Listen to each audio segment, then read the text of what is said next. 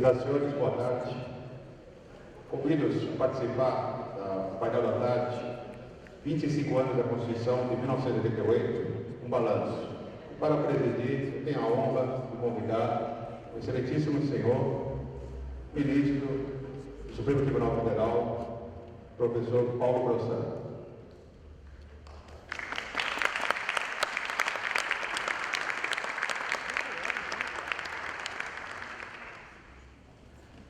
É a honra de convidar para tratar da influência da Constituição Portuguesa, dos constitucionalistas portugueses sobre a Constituição de 1988, o excelentíssimo senhor, professor Dr. Carlos Blanco de Moraes, professor titular da Faculdade Universitária de Lisboa e consultor de assuntos jurídicos da República de Portugal.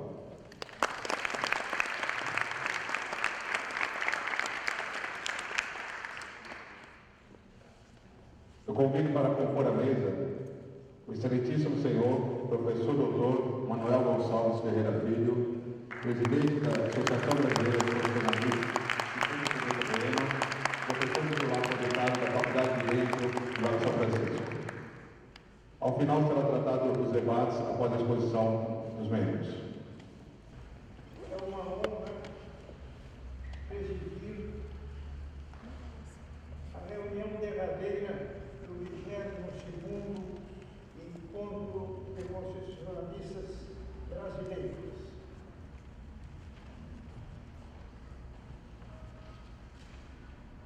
Brasileiros e estrangeiros, que periodicamente participam das sessões ordinárias do nosso Instituto.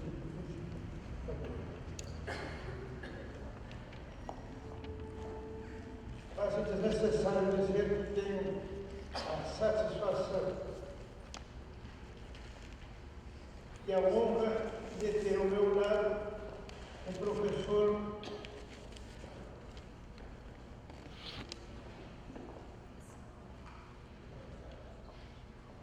lusitano, que, por sinal, não é o único atualmente, mesmo nessa mesa. Depois que as leis de Portugal e do Brasil deram o que já estava feito na vida dos dois povos, a sua identidade confundida a respeito de separada pelo Ocidente. Ter à minha direita a aula do Instituto de Direito. Venho dirigindo desde a sua fundação e que, ao cabo de uma existência dedicada ao ensino jurídico e no ensino ao direito constitucional, marca a sua passagem pela Faculdade de São Francisco de uma forma singularmente fecunda e harmoniosa.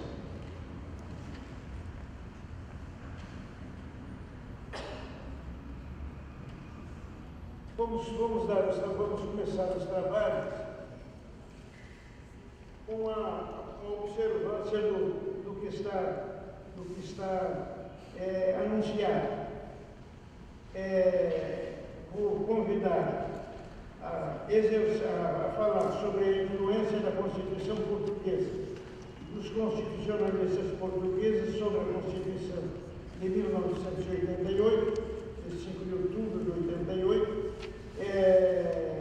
o professor Carlos Blanco de Moraes. Não vou dizer que seja um velho conhecido da casa, porque seria uma antinomia com o jovem professor, mas porque realmente ele é já um veterano, já é um tradicional participante das nossas reuniões. Professor Blanco de Moraes tem uma obra jurídica de real importância, de real relevo, sobretudo sobre o controle da constitucionalidade das leis no direito português. Uma obra fundamental, alentada, porque esgota todos os seus aspectos e ao mesmo tempo, uma grande inteiramente acessível, dada a transparência do estilo do autor e o conhecimento dos assuntos tratados.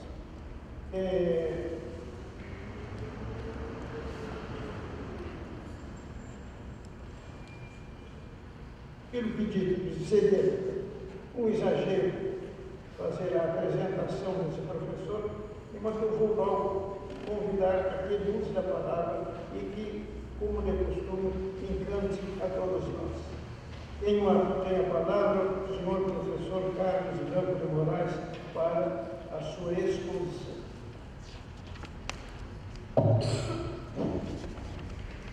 Muito obrigado, Ministro Paulo Gonçalves.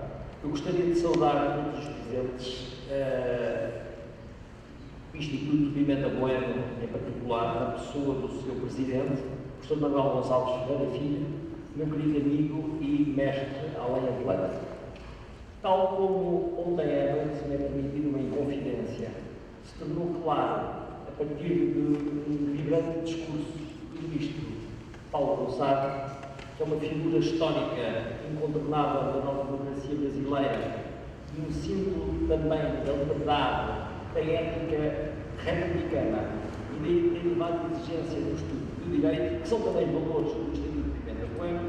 O Ministro Paulo Gonçalves, dizia eu, evidenciou o papel central do professor Manuel Gonçalves Ferreira Filho como alma mater, ou alma pater, se me é permitido, na criação da Associação Brasileira de Constitucionalistas e nos encontros, este é o 22º encontro anual, que foram realizados, a maioria, penso eu, a totalidade, na Universidade de São Paulo.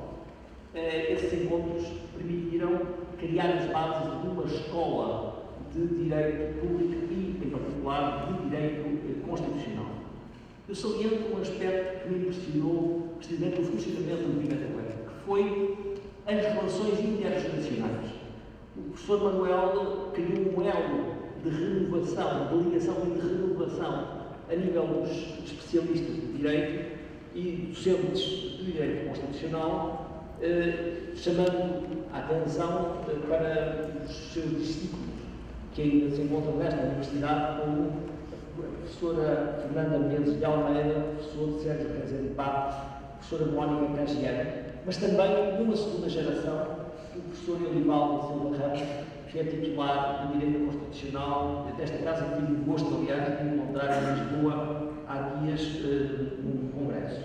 E depois, finalmente, uma brilhante geração de jovens constitucionalistas que irão seguramente assegurar a continuidade desta iniciativa tão relevante para o direito não só brasileiro, mas internacional. E eu, sem querer citar todos, não posso deixar de mencionar aqui queridos amigos como o professor Fernando Dias Menezes, o professor Levi do Amaral Júnior, o professor Roberto Bessac, o professor Roger Stiefelmann, o professor Carlos Aulbach, para além de outro, o professor Cabo Paulo Cassete, não desta faculdade, mas que também se integra neste instituto. Portanto, tenho mais uma vez a honra de participar neste encontro, tendo sido pedido fazer uma intervenção sobre a influência do constitucionalismo português na Carta Brasileira, na Constituição Brasileira de 1988. Ora, nos 25 anos de vigência da Carta Brasileira de 88, que é, no fundo, a segunda Constituição de maior longevidade no Brasil, mas também é aquela que foi mais interiorizada pelo povo deste país, a mais garantida e a mais concretizada pelo Poder Judicial e também, curiosamente, a mais polémica, não só da doutrina brasileira, mas da doutrina comparada a propósito da efetividade das suas normas, nomeadamente sobre direitos sociais. É sobre estes 25 anos de Constituição que me cabe a tarefa de lançar um olhar lusitano sobre o influxo de eventuais fontes constitucionais portuguesas sobre este texto fundamental. Eu gostaria de fazer 3 observações pré-compreensivas. Começaria com elas, depois falaria em concreto sobre fontes positivas da Constituição de 76 que puderam ser base de inspiração da Carta de 88, uma nota muito breve sobre influências doutrinárias sobre os portugueses e, finalmente, algumas considerações, talvez um pouco mais polémicas, sobre, no fundo, o balanço de um legado e aquilo que a Constituição brasileira absorveu, mas também excedeu aquilo que foi a fonte ou as fontes constitucionais portuguesas. Primeiro, a compreensão tem a ver com o facto de a normatividade da Constituição espraia-se muito para lá do seu texto positivo, na medida em que práticas constitucionais e, sobretudo, o desenvolvimento, a concretização e, por vezes, a criação feita por via jurisprudencial a partir das normas constitucionais, bem como certos consensos públicos em torno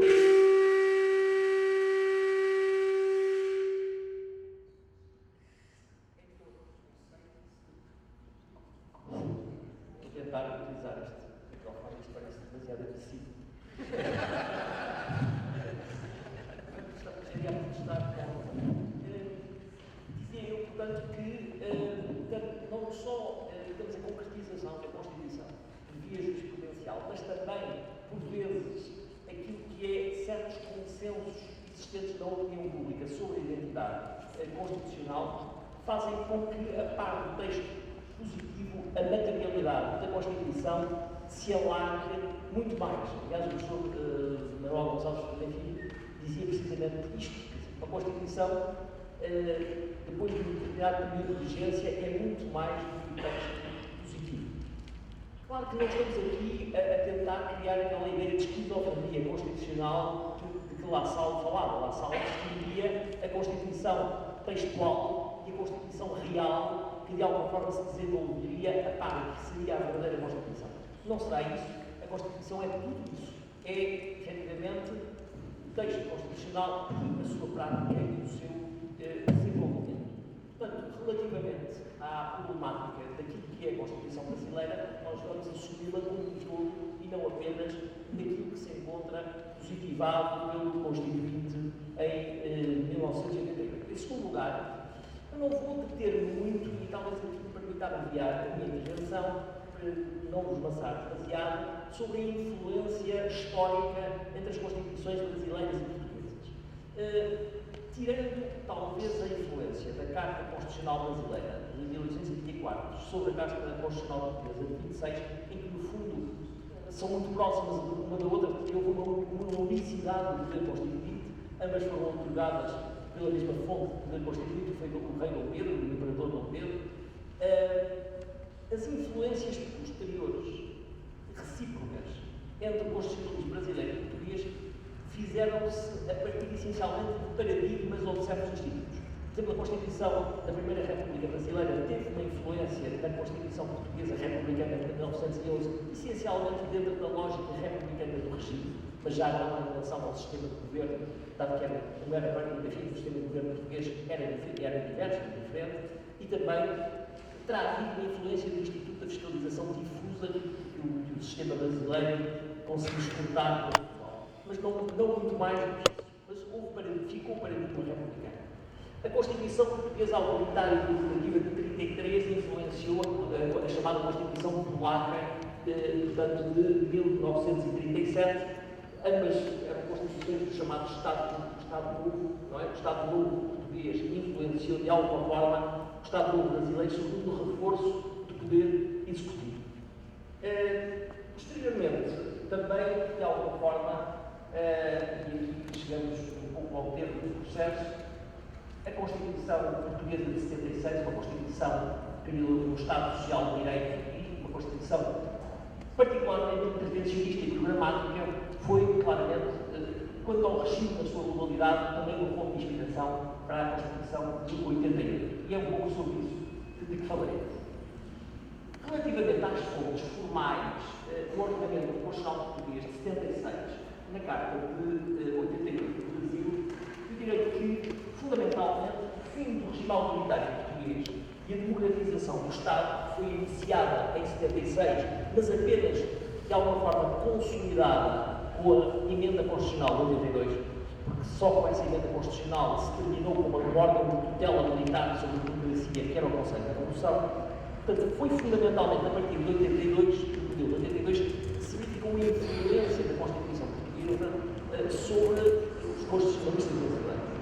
Portanto, estávamos já num período em que a componente revolucionária do novo regime já se tinha desvanecido. Os militares regressaram aos quartéis, o que levou inclusivamente um cantor brasileiro, Chico Buarque de Holanda, uma canção chamada Tanto Mar, na sua segunda versão, porque tem duas versões, esta é uma versão mais triste para ele. Ele lamentava que os escravos já tinham de alguma forma murchado nesse mesmo período. Todavia, a Constituição, na sua versão de 82, teve um impacto na redemocratização do Brasil, porque, de facto, professores brasileiros, intercâmbio entre professores brasileiros e portugueses, protagonismo de certos exilados políticos em Lisboa e a relação entre os partidos políticos e também as perspectivas internacionais reforçou esta mesma aproximação. E o facto é que a Constituição Portuguesa de 76 foi das constituições mais citadas, por assim dizer, nos trabalhos parlamentares do Constituinte brasileiro. Todavia, mais do que isto, ou daquilo do Instituto, a influência da Constituição de 76 fez-se essencialmente na base de um paradigma, que era o paradigma de uma Constituição democrática, de uma Constituição política, muito analítica, com uma vocação diretiva que, segundo alguns, terá sido mesmo uma vocação dirigente, constelada de normas de forte conteúdo programático e de tarefas económicas, sociais e culturais atribuídas ao Estado e ao Estado legislador. Se a Constituição Portuguesa de 76 configurou talvez a Constituição mais intervencionista e mais programática da Europa democrática, a Constituição brasileira tornou-se também, a Constituição também socialmente mais avançada e também mais programática da América Latina, no início da democratização da América Latina. Portanto, a grande influência terá sido em termos de paradigma de Constituição. Constituições políticas, analíticas, programáticas e democráticas. Dentro agora de alguma análise da especialidade, paradigma socializante e programático da Constituição Portuguesa, na sua versão originária de 76, esteve presente nos trabalhos da Constituinte, mas não ultrapassou mais do que um determinado escalão. Grande parte dessa influência não conseguiu passar à arte. Os trabalhos constituintes desenvolveram-se em 24 subcomissões, que se agruparam em 8 comissões temáticas e, curiosamente, nestas comissões terão prevalecido iniciativas de tendência socializante inspiradas no texto originário da Constituição Portuguesa, portanto, antes de 82. Especialmente nas ideias do professor Gomes Canutilho, expressa na sua obra, na altura, uma obra de impacto, sobre a Constituição dirigente e a vontade do legislador. Para o professor Manuel Gonçalves Pereira Filho, a esquerda parlamentar, cerca de um quinto dos deputados, coesamente organizados e, segundo o professor, perante relatores apáticos, lideraram o processo de elaboração da Constituição nas comissões com um viés de tipo radical.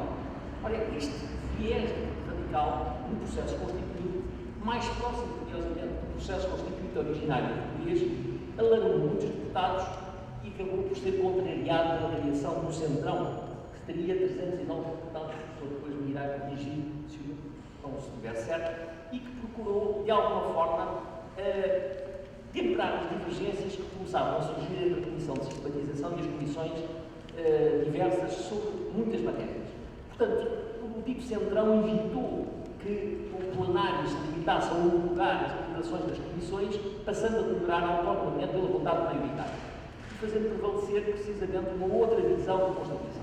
Foi removido o regime socialista e, por assim dizer, foi vincada a trajetória mais afeiçoada do modelo liberal democrático, penso que dirigido num contexto avançado de Estado Social.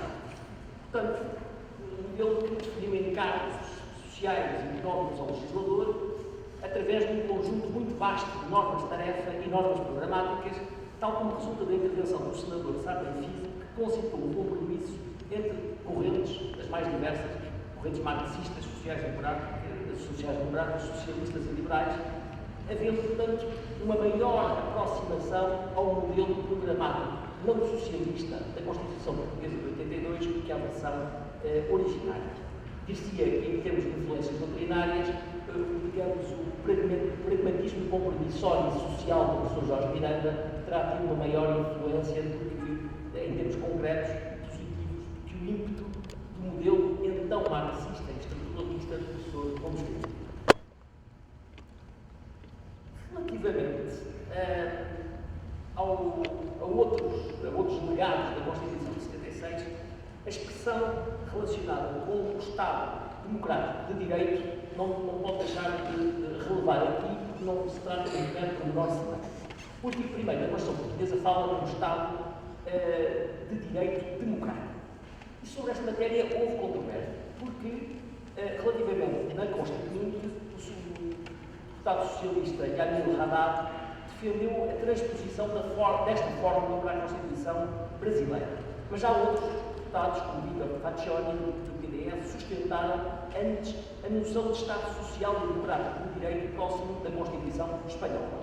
E prevaleceu como consenso a fórmula de Estado Democrático de Direito, inicialmente defendida por Roberto Freire, do Partido Comunista Brasileiro, mas depois acolhida por outros deputados, como o deputado António Marins, que, de acordo com o artigo da doutora Maria Auxiliadora Camargo, teria sido influenciada por José Afonso da Silva. Este encontro de advogados em Belo Horizonte terá dito que o novo conceito seria um compromisso, no fundo, entre o Estado de Direito da Constituição Portuguesa e da Constituição espanhola. O termo democrático da Constituição brasileira, a preceder o termo direito, significaria que a democracia dominaria o próprio ordenamento jurídico. Portanto, o ordenamento jurídico seria enriquecido pelo sentido popular aliado à democracia. Ora, pesa alguma diferença dessas atenções, a inversão de termos da Constituição brasileira em face da portuguesa não é propriamente inocente. Ela cria os pressupostos para o entendimento de que uma democracia dita avançada não será apenas política, mas social e irradiaria os seus objetivos conformadores para todo o universo jurídico e até para a própria autonomia privada. Eu penso que as sementes da chamada sobreinterpretação constitucional, por vezes que roçam por vezes ideias neoconstitucionalistas e que não existem na Constituição Portuguesa, encontram na fórmula algumas raízes ocultas que depois, mais tarde, acabaram por florescer. Relativamente a outras influências, outra influência tem a ver com a estrutura do poder político, tem a ver com a eleição presidencial. Eu aqui refiro-me já a toda a Constituição, não apenas aos movimentos constituintes. É óbvio que os sistemas políticos portugueses e brasileiros são completamente diferentes. O sistema político português é semipresidencialista, em que o Presidente tem apenas um poder moderador, enquanto o sistema político brasileiro será um sistema presidencialista. Peço aqui desculpa e idéia ao professor César Saldanha, que não gosta de nominalismos classificatórios, mas enfim, é uma forma de me fazer entender relativamente aos partidos. De qualquer forma, o que significou a influência não foi esta. A influência teve a ver com a eleição do Presidente da República em 2 turnos, que tem uma raiz francesa, mas que foi utilizada na Constituição Portuguesa e, mais tarde, a Constituição Brasileira acabou de acolher. Esta eleição em 2 turnos parece particularmente importante porque se evitaria situações que, na altura, era raro sucederem, em outro paradigma de eleição presidencial, muitas vezes os presidentes eram eleitos a um só turno, ou então evitava-se um segundo turno por intervenção do Parlamento. E, digamos, a situação, enfim, assim gerada, ou este paradigma, deu mau resultado no Chile, em que o Presidente Allende foi eleito com 36% apenas dos votos, sem respaldo maioritário, e esse foi um problema que inclinou sempre depois essa democracia e depois deu origem ao filtragem. Portanto, a eleição a 2 turnos foi particularmente importante, enfim, está sido inspirada não só na Constituição Portuguesa, mas também na Constituição Francesa. Quanto ao sistema de direitos fundamentais, e com particular relevo para os direitos sociais, a Constituição Portuguesa influenciou algo que é positivamente focado no Constitucionalismo brasileiro, após atacar em 88, que é a precedência dos direitos fundamentais sobre a organização do poder político e económico e destaque dado precisamente à dignidade da pessoa humana como fundamento do Estado e do sistema de direitos fundamentais. Também o artigo 18º da Constituição Portuguesa, inspirado na Constituição Alemã, quanto à aplicabilidade direta dos direitos, liberdades e garantias foi de alguma forma, inspirou de alguma forma o artigo 5º, parágrafo 1º da Constituição brasileira, embora com nuances, porque a Constituição portuguesa diz-nos apenas que a aplicação direta, que não significa aplicação imediata, atenção, aplicação direta, ocorre apenas com os direitos civis e políticos, que são os direitos, liberdades e garantias, e com alguns direitos sociais de natureza análoga. A Constituição brasileira, com a aplicabilidade imediata, cria dúvidas de interpretação, porque pode-nos dar a ideia de que todos os direitos fundamentais têm aplicação não só direta, mas imediata, ou seja, podem ser convocados diretamente em juízo. Ora, eu penso que, quando se fala em aplicação imediata de direitos definidos na Constituição, tem a ver com a ideia alexandrina de mandato de definição, ou seja, serão diretamente aplicados direitos de liberdade e garantias ou direitos sociais, desde que a norma constitucional permita, visto que a norma constitucional não admita, expressa ou implicitamente, a interposição do legislador. E aqui há uma diferença. Na Constituição brasileira há normas de aplicação imediata, portanto, autoaplicativas, que incorporam quer os direitos civis e políticos, quer os direitos sociais. Há muitos direitos sociais que, efetivamente, têm aplicação direta e imediata. Todavia, nem todos os direitos sociais, face à forma como está articulada a Constituição e está conjugada, inclusive, com a ação reclamatória de inconstitucionalidade por omissão, que implica precisamente, digamos, comandos constitucionais que exigem lei e que não são emitidos. Portanto, isso é a admissão implícita de que há muitas normas constitucionais sobre direitos, nomeadamente sociais, que são normas programáticas que, por natureza, não podem ser alteradas.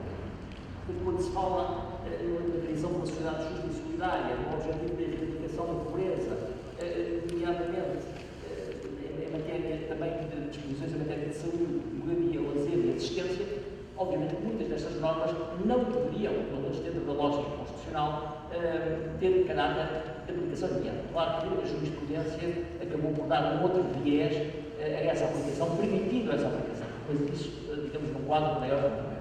Portanto, a influência portuguesa deu um mote que, todavia, quer na Constituição brasileira, quer na prática constitucional, foi, digamos, levado bastante mais longe, quer em decisões, quer na matéria de saúde, que envolvem decisões dos tribunais, sentenças dos tribunais, que dão aplicação direta às normas programáticas, tratando os direitos sociais como se fossem verdadeiros direitos sociais.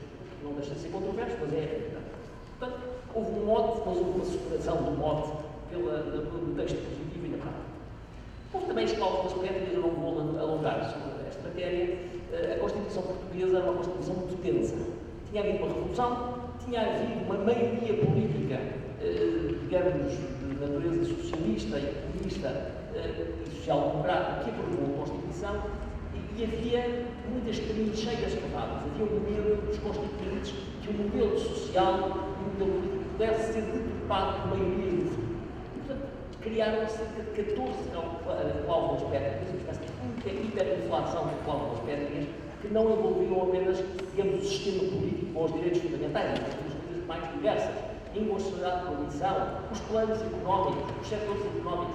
Portanto, tudo isto, toda esta hiperinflação de cláusulas pétreas é inédita em direito comparado, nós temos constituições de terceiro mundo, e aí a Constituição brasileira criou cláusulas pétreas, mas quatro cláusulas pétreas, salvo erro, que têm a ver essencialmente com a essência do Estado de Direito, o voto, o direito secreto, a separação dos poderes, os direitos e garantias individuais e a forma federativa do Estado. Portanto, a inspiração brasileira é uma inspiração de cláusula mais próxima daquilo que são as cláusulas pétreas dos países ocidentais, associadas ao princípio democrático, ao princípio de separação de poderes, ao republicano, que, de facto, aquilo que existe presentemente na Constituição portuguesa, ainda existe presentemente na Constituição portuguesa. Outro paradigma português tem a ver com o controle constitucional. Hoje em dia, eu tive, aliás, uma intervenção no ano passado em Itália sobre esta matéria, e isso é visto, aliás, pelos escultores do direito comparado. Portugal e o Brasil configuram uma espécie de terceiro género e terceiro géneros em matéria de controle de constitucionalidade, porque criaram sistemas mistos, aliam ao controle concreto e difuso um controle que tem uma origem norte-americana a um controle abstrato, concentrado, que tem uma explicação austríaca e alemã, austro-germânica. Portanto, são modelos mistos e, a propósito destes modelos, cria uma pluralidade de processos. Ora, a Constituição brasileira de 1988, portanto, havia precedentes anteriores de fiscalização abstrata, até penso eu, durante a Constituição do regime militar, mas era um processo muito específico. Obviamente que o alargamento dos processos de fiscalização abstrata com vários processos, tal como ocorreu na questão brasileira, deveu-se essencialmente à influência de fontes estrangeiras. Não foi apenas a Constituição portuguesa, a Constituição alemã foi um paradigma nesta matéria. Todavia, a Constituição portuguesa teve uma influência a dois níveis.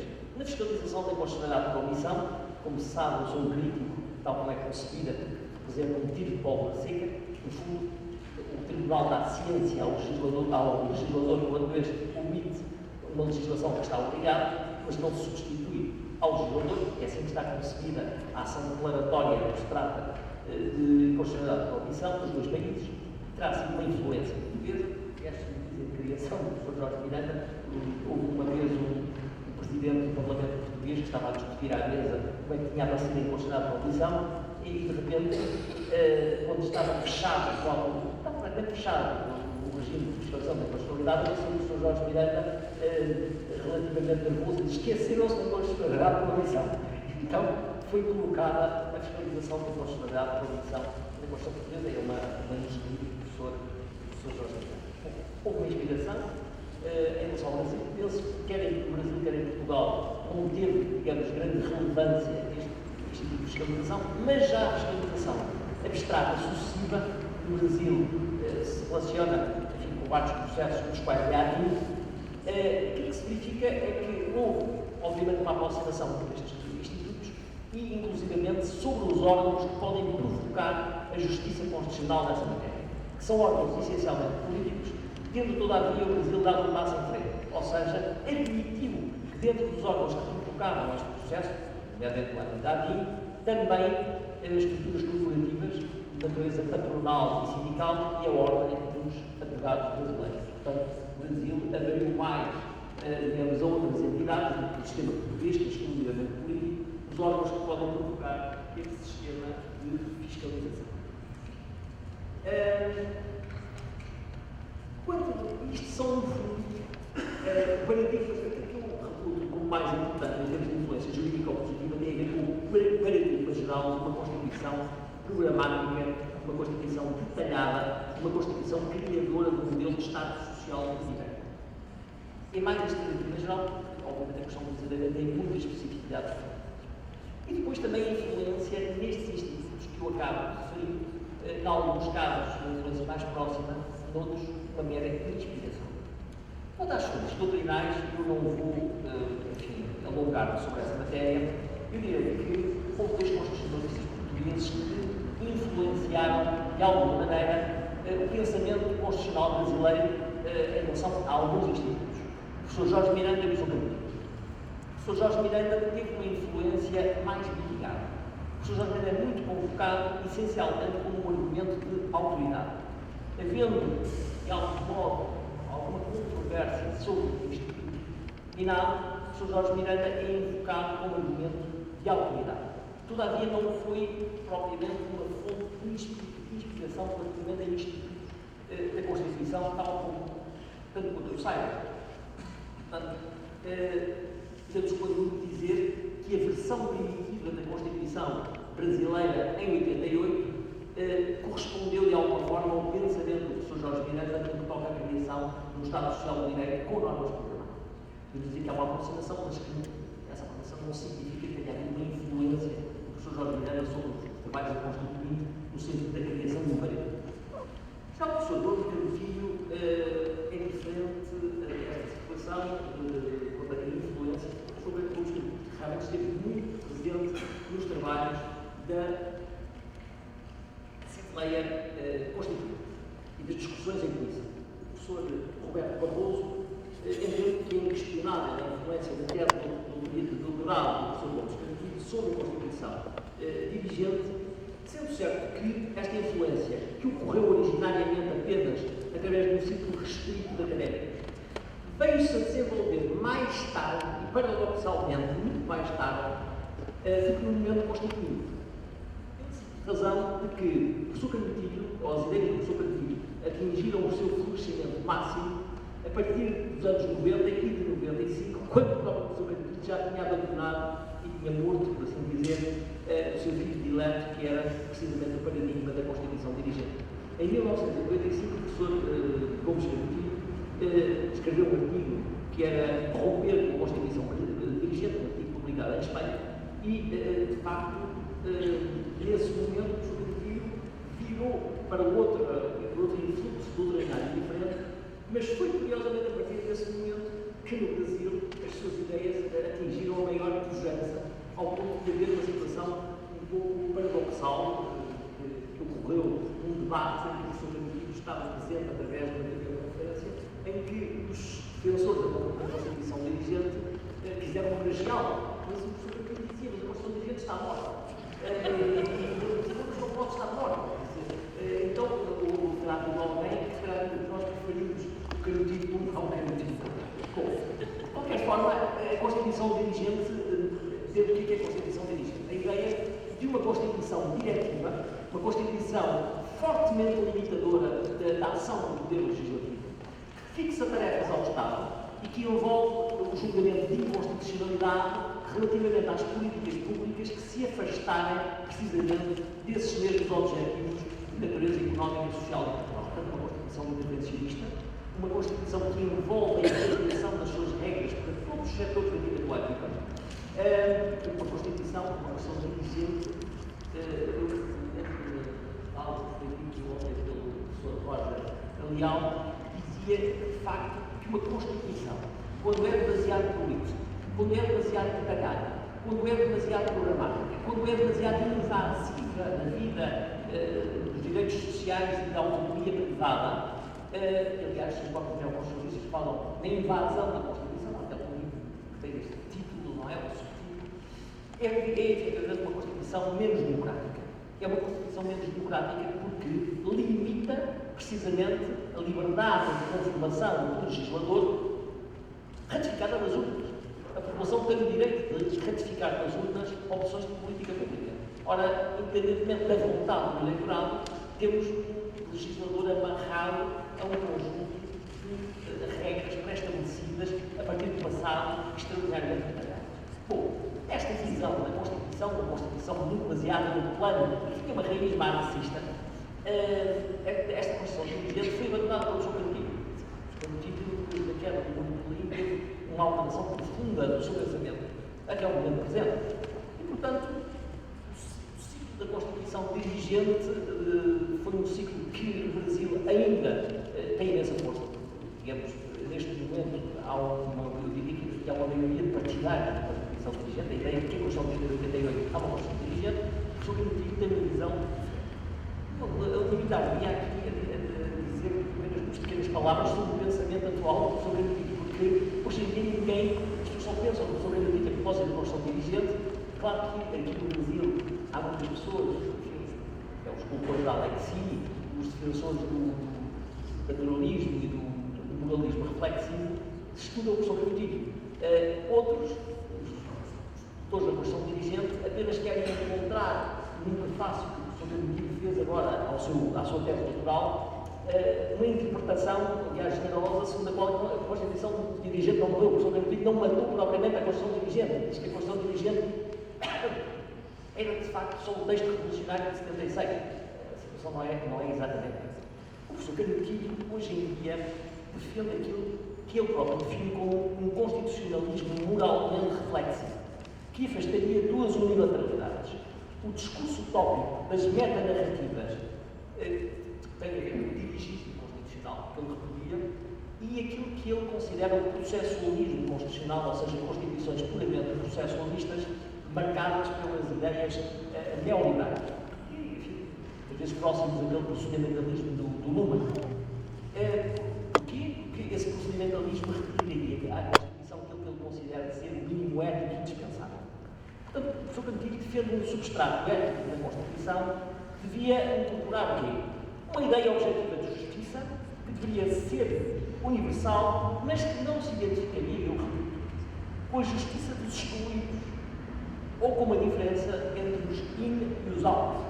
Portanto, tem, digamos, uma perspectiva universal relativamente à realização da justiça, sem prejuízo de defender diferenciações positivas como a proteção dos idosos, dos deficientes e das pessoas com carência.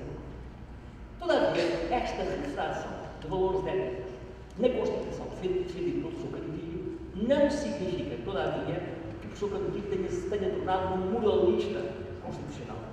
Ele, aliás, diz com grande clareza o seguinte: a ética não pode equivaler a um código do bem e do mal, criticando precisamente certas concepções que, entre dirigismo constitucional, dizendo que dirigismo constitucional e demonologia constitucional não se casam bem. A ideia de que, digamos, o valor bem é prosseguido por certo tipo de narrativas e as outras todas são narrativas necessariamente possíveis e demonizadas.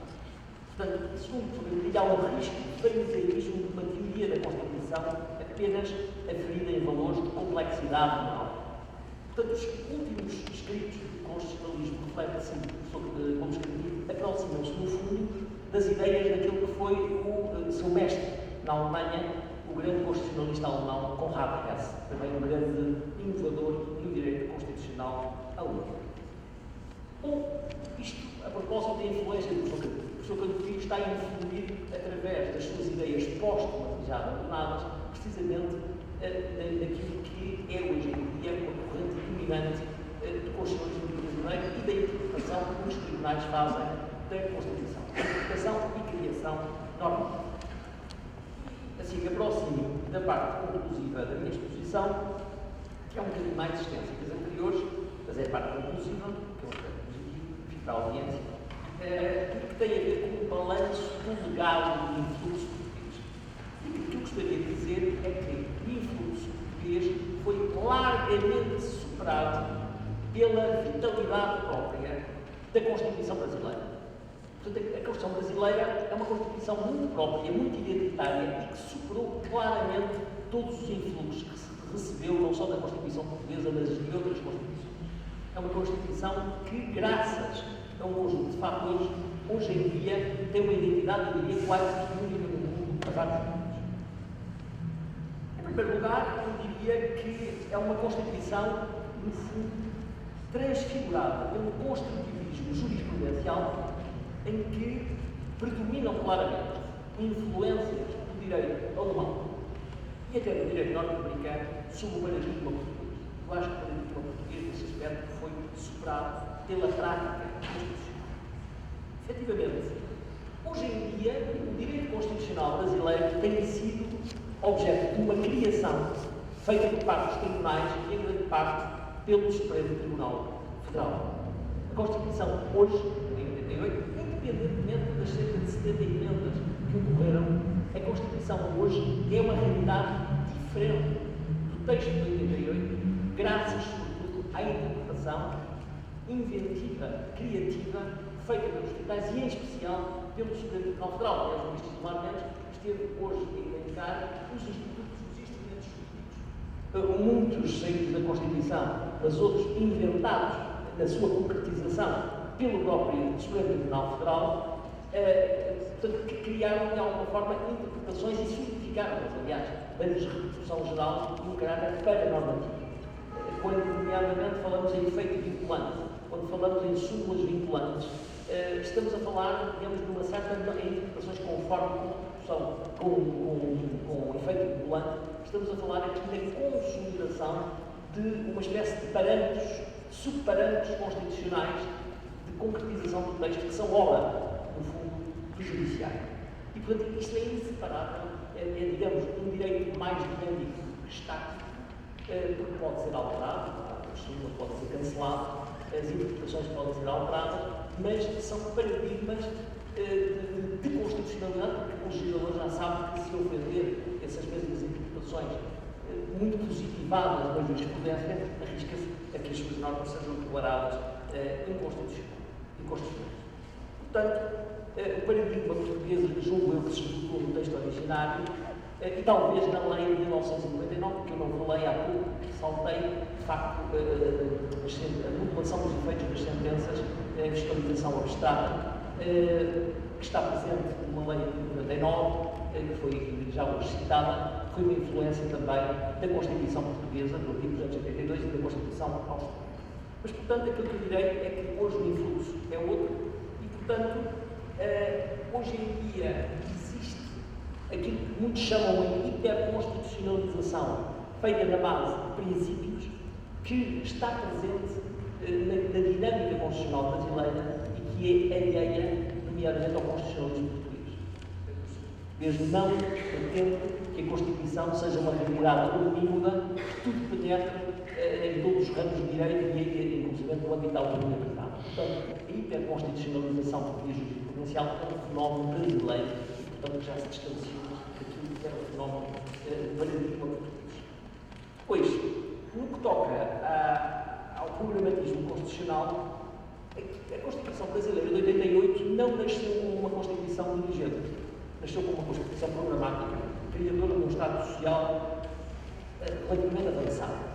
Só que esse Estado Social e esse texto constitucional que pontificaram numa leitura mais textualista durante uma década sofreram uma alteração profunda a partir do final dos anos 90 até à atualidade, devido, digamos, a uma grande criatividade feita por via jurisprudencial.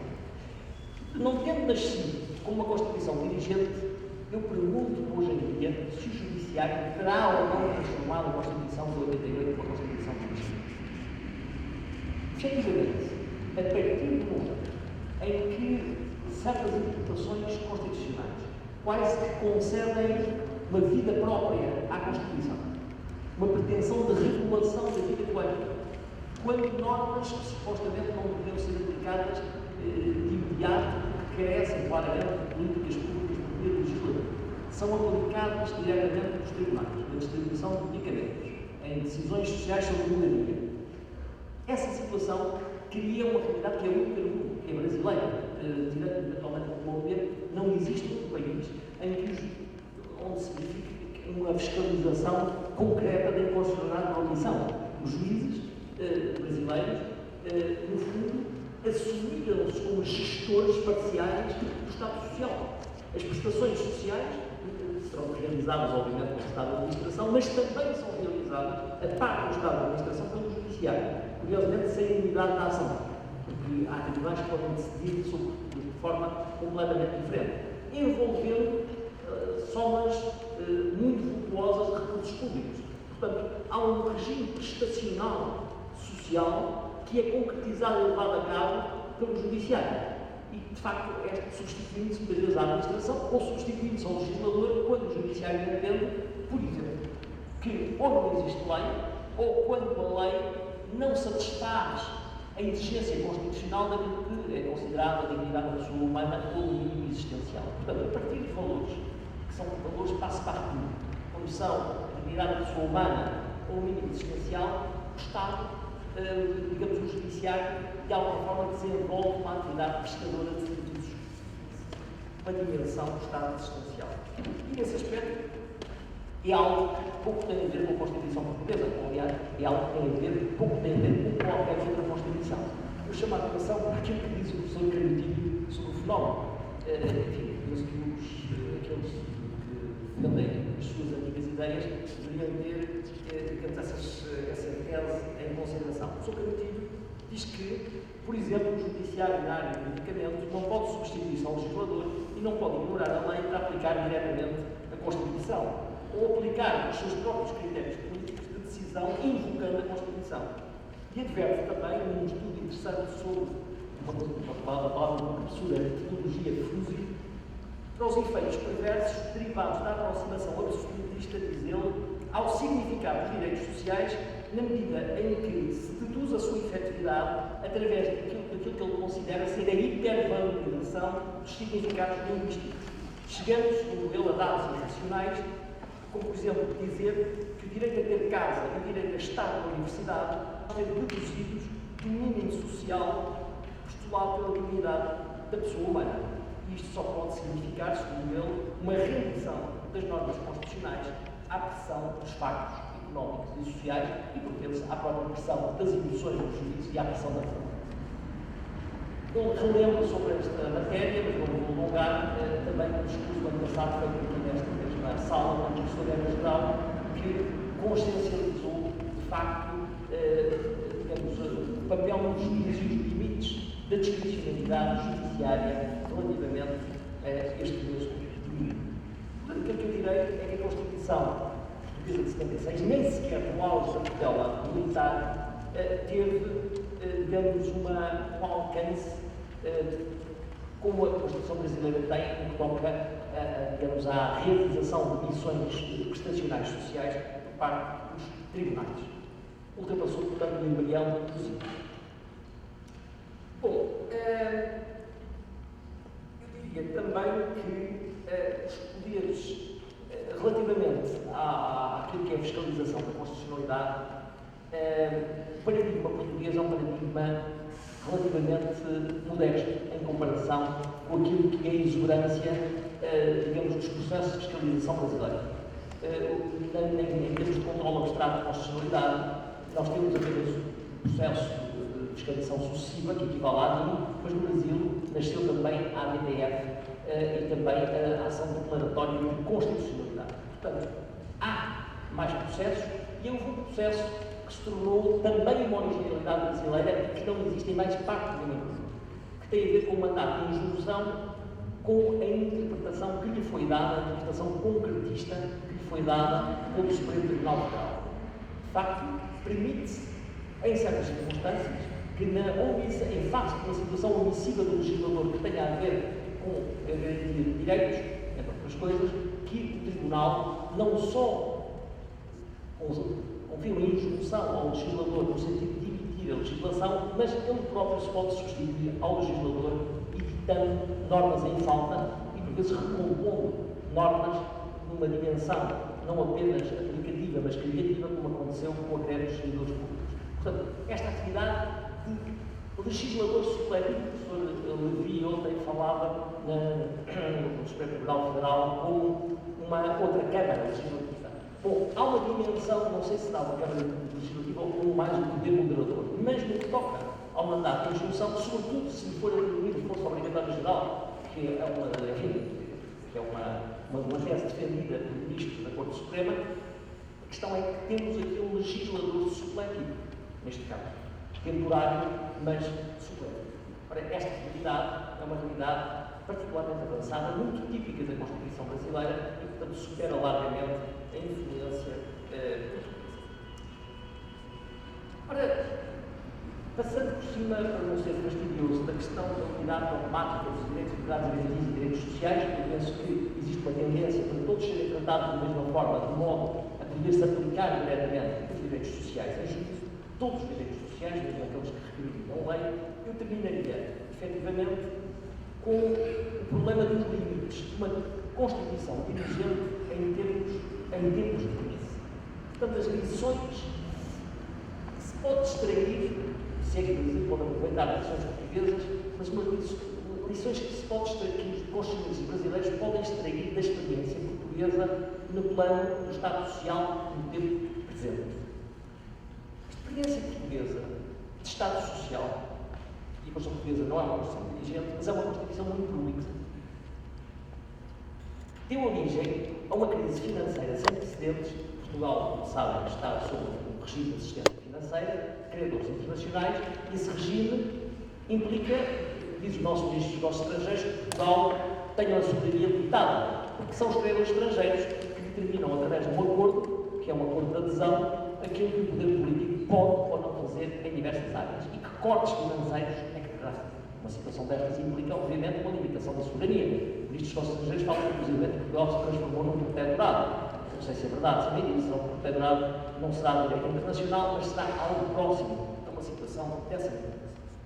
Ora bem, a se pergunta é, o que é que aconteceu? Para além daquilo que aconteceu a todos os Estados europeus, aconteceu que o Estado Social de Direito português se perverteu, se degradou num Estado assistencialista que alguns consideram ser um Estado devolista. Devolista de quê? De recursos públicos. Porque um Estado social deve providenciar aquilo que o chanceler Bismarck, com a sua política social nova do século XIX, centrou na educação, na saúde e na segurança social. E para além da legislação, garantia dos direitos dos trabalhadores. É nesse domínio que é o núcleo do Estado Social. Já não é um Estado Social. Um Estado que aumenta a tributação para realizar obras públicas faraónicas, para desenvolver políticas sociais como o cheque idoso, o cheque bebê, sobretudo nas alturas de campanhas eleitorais, devorando recursos públicos, e também com relações de promiscuidade entre o setor público e o setor privado, gerando pactos ruinosos relativamente à construção, por exemplo, de edifícios e hospitais. O Estado precisava criar um hospital de imediato, fazia uma parceria público-privada e ficaria a pagar durante uns X anos, teria um hospital agora e ficaria em atividade durante um número vastíssimo de anos. E, precisamente, esta situação gerou um aumento crescente, exponencial, longo da dívida pública. Portanto, o Estado passou, devido ao valor baixo do euro, digamos, o Estado passou a financiar-se graças a empréstimos contraídos junto de credores internacionais e da banca portuguesa. E, portanto, o Estado Social foi carburado e alimentado através de uma dívida incontrolável. Ora, no momento, qual é a situação, qual é a consequência desta mesma situação? É simples. Quando há uma crise internacional, como a crise de 88, Portugal, Irlanda e outros Estados ficaram numa situação de impossibilidade de pagamento das suas dívidas, na medida em que os juros da dívida cresceram. E tiveram que ser colocados numa situação de existência financeira. E agora chamo a atenção para o fim do mito. Nunca na norma jurídica portuguesa se falou em proibição do processo social a nível do Tribunal Constitucional, salvo uma forma. O Tribunal Constitucional não corporizou esse princípio, mas é um princípio muito popular no Brasil também de criação do processo jurídico, a proibição do processo social.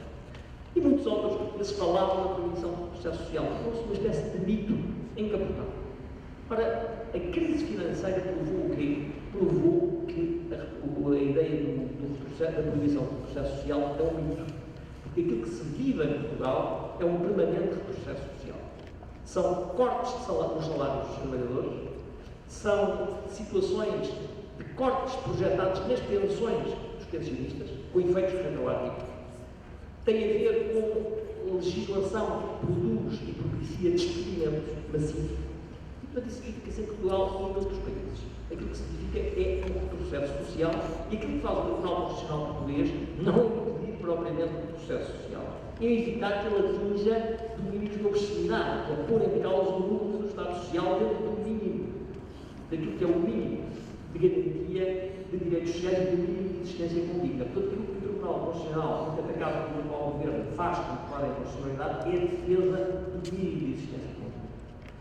Portanto, esta história triste de redução do Estado Social, redução do Estado Social, eu acho que deveria ser evitado por outros países, não sei se no Brasil, não estou aqui a dar nenhum conselho sobre esta matéria, mas leva-nos para um facto, que não há direitos fundamentais como o sobremetido, refere sem recursos financeiros. Os direitos fundamentais e o sobremetido valem dinheiro, muito dinheiro. E, portanto, hoje em dia, digamos, os recursos financeiros dependem do crescimento do produto, não de outros fatores. Digamos, os recursos financeiros são um bem escasso. E, portanto, são um bem que carece de ser racionalmente gerido. O professor Sérgio Saldanha falava da racionalidade do processo de decisão. Precisam de ser racionalmente geridos. E quem tem competência para gerir, mal ou bem, melhor ou pior, mas que tem uma unidade para gerir os recursos financeiros e os afetar a políticas públicas e políticas sociais, é quem tem uma unidade de ação para o efeito. E esse mandato é precisamente o legislador. Neste sentido, temos que a configuração da gestão de componentes do Estado Social num judiciário, sobretudo num judiciário difuso, um judiciário prestador de serviços, sem unidade de ação e de orientação, pode gerar, em momentos de maior dificuldade financeira, porque a prosperidade económica não é eterna, situações críticas. E a questão é muito importante que a Constituição, mesmo avançada ou dirigente, e os seus defensores, que visam promover o Estado Social, não sejam eles próprios, por desatenção ou por idealismo, os coveiros desse mesmo Estado Social. O Estado Social é uma realidade muito importante e é uma conquista civilizacional. Portanto, terminando mesmo, quero a atenção Chico Buarque de Holanda, na sua segunda versão, a presente lição portuguesa em Portugal, a festa do assistencialismo social e da injeção a crítica de dinheiros públicos foi uma festa bonita, mas já murchou, e a eventual revivescência das suas sementes no capital conjuntivo deve evitar riscos de propagação de novas formas de pandemia, do endividamento, da recessão e do corte brutal das prestações sociais, em direitos já adquiridos pela população. Muito obrigado.